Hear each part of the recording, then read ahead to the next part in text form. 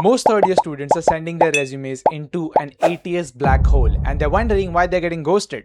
Well, do not worry. I've been in the same boat and I bagged my internship in my third year of engineering. And today I have brought you the exact roadmap that you should follow to do the same. So without wasting any more time, let's get into the video. Chapter 1. Core Mastery and Logic Building. As I say in all of my videos, mastering a programming language is a must. You can say I've said it so many times in all of my videos. And that is the ultimate goal you should be pursuing when you start your journey. You see, when you will be working in that internship, you won't be writing new code. You won't be running NPMI Express or anything like that. You will be given a production ready, production grade repository and you will be asked to analyze it. You will be asked to replicate it.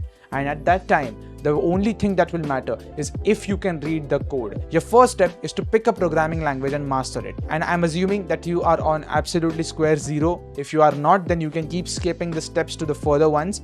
But your first step is to grab a programming language and master it. Here you have the options on your screen: C++, Java, Python, and JavaScript. You can learn either of these languages, but you will only learn one. Remember, do not go for two languages. You have to only learn one language and put a baseline into it. So you understand what you're writing and you understand what you're reading. Mastering this means you need to understand basic data structures, control flows. By control flows, I mean loops like for, while, do while, and other things. Then functions and writing modular code. And after it, object-oriented programming. Remember, all of these languages require object-oriented programming and modular code a lot. This is where your skill set will prevail if you master these concepts. I've laid it out on the screen for you. These 4 things, if you master them, then you will be good to go in terms of a programming language. Chapter 2, the transition to ecosystem frameworks. Remember, learning a programming language is not only enough. If you learn JavaScript, it's good for writing JavaScript. It's not good for building a full-scale web application. If you learn Java, it's not enough to start a full-scale server. If you learn Python, it's not enough to build those data analysis or data engineering pipelines. And that is where your frameworks come in. You need to pick a framework of your choice after you pick the language of your choice. Learning a programming language isn't only going to be enough. You can learn a programming language, but how will you build applications in it? It's impossible unless you enforce that programming language into a framework. Frameworks that are already created to build applications. If you're going for web development, the best framework to start for is the MERN Stack. People these days also use the MERN Stack, although Angular is a bit more difficult than React. So I would totally advise you to go for React first, understand the fundamentals, and then you can go for the MERN Stack. For Java, people usually go for Spring Boot. Java Spring Boot is a very powerful Java framework that allows you to host servers, real-time pipelines, and whatnot. It's crazy. Trust me, Java Spring Boot is one of the strongest frameworks in the market right now. And as for Python, people go ahead and learn Django, people go ahead and learn AI, machine learning, and other data engineering pipelines. You need to choose any of these frameworks. I've given a link in the description, roadmap.sh. Make your choice on what field or what path you have to follow. Go ahead on that website and search up what frameworks you need to understand. But learning that framework is very important. I will give you an example in terms of Java Spring Boot, for example. After you learn Java, you are still not capable of hosting full-scale servers that can handle multiple users. What you need to do here is learn Spring Boot, and after learning Spring Boot, you will be able to completely create a backend architecture to handle a server requests. And when you create that backend architecture, you will officially be the backend developer. But that is what learning a framework will do. It will basically help you to start building projects. A framework will help you to transition your programming language into a code that will be used to start, use, implement, and even maintain a project. So that is why chapter 2 is very important. Chapter 3, shipping full-scale systems. After learning a framework, I believe that you should be now completely ready to start implementing a project of your choice. You, after learning a programming language, mastering it, learning a framework, mastering it, you never really master a framework actually. You master it on the way of building. Most people master it after years of working on a job. So don't get into mastering a framework. It's more about learning enough to start building. And once you start building, you start learning. That's how software works, right? But after going for that baseline of framework learning, baseline of framework knowledge, you have to finally start building a system, finally start building a project. You see, in an interview, nobody's going to care if you can write console.log statements, printf statements, write for loops, reverse a binary tree. Okay, all of that is good to clear the initial rounds of an interview. But most importantly, they're going to ask you is, do you know the concept? Can you ship that system? Companies these days, they don't want to hire interns for writing bland code. Those days are long gone. Those were the days in 2017 to 2020 when the intern used to come in, used to sit, write some code and get off. These days, the intern's job is done by the AI. That's true. AI is not taking your job. AI is simply reducing that manual, unnecessary labor. And that is where interns are expected to deliver more. By shipping that full-scale system, you will understand how to exactly build a project, what are the requirements. And companies care about an engineer developing a system, not the AI developing the system, because AI is prone to making mistakes. And that is why you should know how to build that system. And that is where these 3 points come in. And when an intern is showing off a full-scale system, trust me, the employer is going to be really happy. The interviewer is going to be really happy with what you're bringing to the table. Quite literally, yes. Well, after building a system, now what? Nobody knows that you built a system. You were at your home. So how do the people know it? That is where LinkedIn comes in.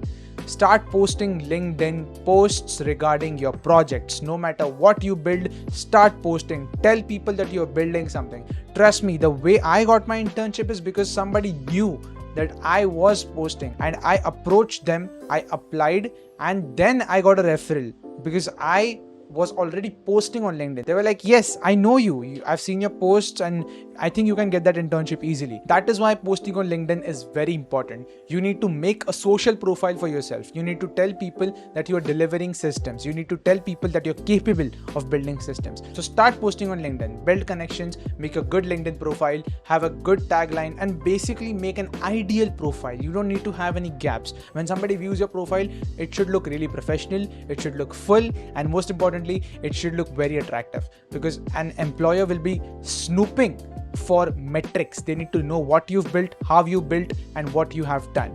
They need to know your achievements. They need to know everything about you. So make sure you have everything laid out. So when they read your LinkedIn, they will know that, okay, this is a very good candidate for this role. So make sure to go for that. And please, please, please, please obey this one thing. Cold applying and messaging people works 100% of the time. Trust me. Please start cold messaging, cold applying people after you get to know them.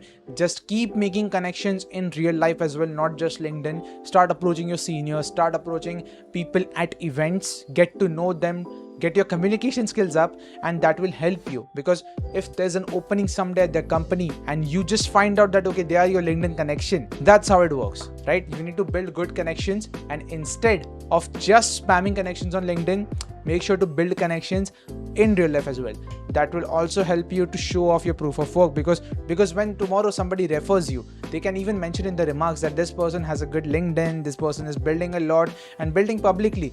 Who knows, somebody might even approach you for a job. I know it's very unlikely in this market in 2026, but there's always a possibility. There is always a possibility of anything happening. So just ensure that you have proof of work, leverage LinkedIn, and build connections. And let's move to chapter 5, the final one. Chapter 5, fire away.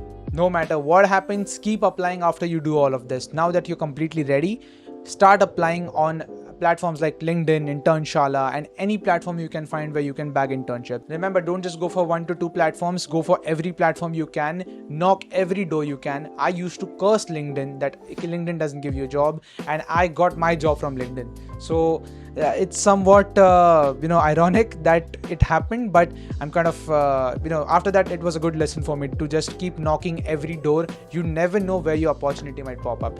We have to build a very good resume. Now whatever we've done for the past times, building a project, learning a framework, learning a programming language, shipping systems, LinkedIn posts, your achievements, mention all of that on your resume. Lay it flat out. After doing so much, you will have a lot of data to put in there. A fulfilled resume will be very effective against that ATS. Use all types of keywords you can, use AI to build that resume, and try to ensure extreme professionalism. Keep checking your ATS scores on different websites. You can use Enhanced CV. This is one of the websites that I use myself, and you can also give your resume to any AI and they will scan that resume and give you an ATS score for you. And a keynote here is, do not just apply to a few internships and quit.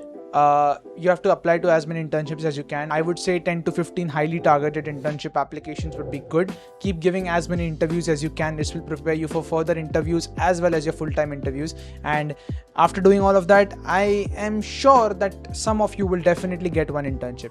Now trust me, don't be disheartened. The market is really bad here.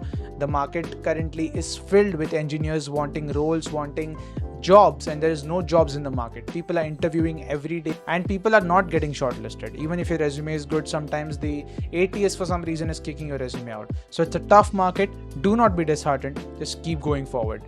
The market is really bad, and you blaming yourself for something that you do not control would be the last thing that you want while searching for an internship. So just build your profile really well, follow all of those steps, and follow all of that roadmap that I told you, and build a good resume, start posting on LinkedIn and start applying, and hope for the best. So yeah, thank you so much everybody for watching. Make sure to hit that like and subscribe. My video has come after a long time. I was busy with a lot of stuff. I finally cleared it out, but all of that is done and I'm finally posting regularly once again. So thank you so much for watching. Make sure to hit like and subscribe and share the video to your friends.